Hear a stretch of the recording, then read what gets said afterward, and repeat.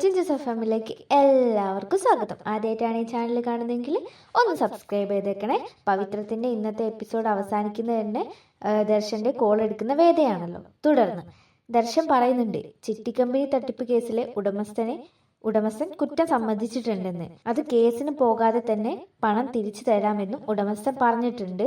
അയാൾ കുറ്റം സമ്മതിച്ചിട്ടുണ്ട് എന്ന് പറയാണ്. പിന്നീട് കാണിക്കുന്നത് ഇത് കേട്ട് സന്തോഷിക്കുന്ന വിനായകനെയാണ്.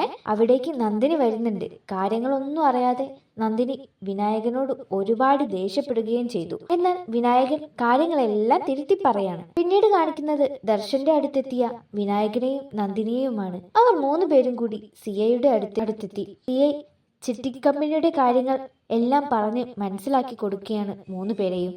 അങ്ങനെ അവിടെ നിന്ന് ഇറങ്ങിയതും വിനായകൻ ദർശനോട് ചോദിക്കുന്നുണ്ട് ഫീസ് എത്രയാണെന്ന്. എന്നാൽ ദർശൻ പറയാണ്, ഫീസ് ഒന്നും വേണ്ട, ഇനി ഫീസ് തരണമെന്ന് നിങ്ങൾക്ക് നിർബന്ധമാണെങ്കിൽ ഇനി ഒരു കേസിനും തന്നെ വിളിക്കരുത് എന്നും. അങ്ങനെ പറഞ്ഞുകൊണ്ട് ദർശൻ അവിടെ നിന്നും പോവാണ്. പിന്നീട് കാണിക്കുന്നത് പുറത്തേക്ക് ഇറങ്ങാൻ നിൽക്കുന്ന വിക്രമിനെ തടയുന്ന വേദയാണ്.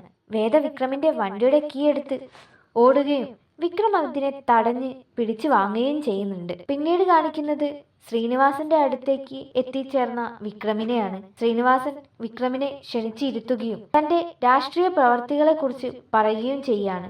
തന്റെ ജീവിതകഥയെല്ലാം ശ്രീനിവാസൻ വിക്രമിനോട് പറയുകയുണ്ടായി.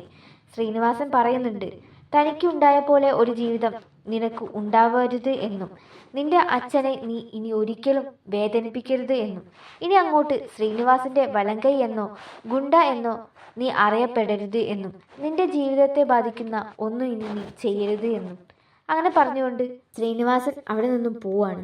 എന്നാൽ അതൊന്നും വിക്രമിന് ഒട്ടും ഉൾക്കൊള്ളാൻ കഴിഞ്ഞില്ല. പിന്നീട് കാണിക്കുന്നത് ചിട്ടിക്കാശുമായി വീട്ടിലെത്തിയ വിനായകനെയും നന്ദിനിയെയും. വിനായകൻ എല്ലാവരെയും ചേർത്ത് നിർത്തിക്കൊണ്ട് വീടിന്റെ ആധാരം എടുക്കാനുള്ള തന്റെ ഷെയർ എന്ന് പറഞ്ഞ് കമലയുടെ മുമ്പിലേക്ക് കുറച്ച് ക്യാഷ് വെക്കുന്നതാണ്. ഇതോടുകൂടി ഇന്നത്തെ പവിത്രത്തിന്റെ എപ്പിസോഡ് അവസാനിക്കുകയാണ്. അടുത്ത എപ്പിസോഡായി വരുന്നവരെ ടാറ്റാ, ബൈ ബൈ.